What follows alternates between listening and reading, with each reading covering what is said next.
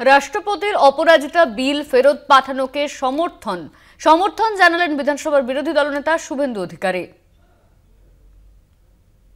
আমি বলেছিলাম আমরা সম্পূর্ণ সমর্থন করছি, কিন্তু আপনি তাড়াহুড়া করে বিলটা এনেছেন।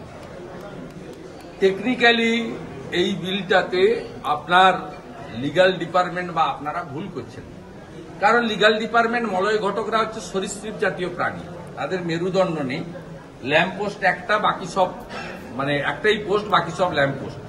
স্বাভাবিকভাবে ভুল রাখা বিল উনি অনুমোদন করিয়েছেন বিধানসভা থেকে, আর আমরা উনি অত্যন্ত প্রোঅ্যাক্টিভ হয়ে করেছেন, আমরা সমর্থনও দিয়েছি।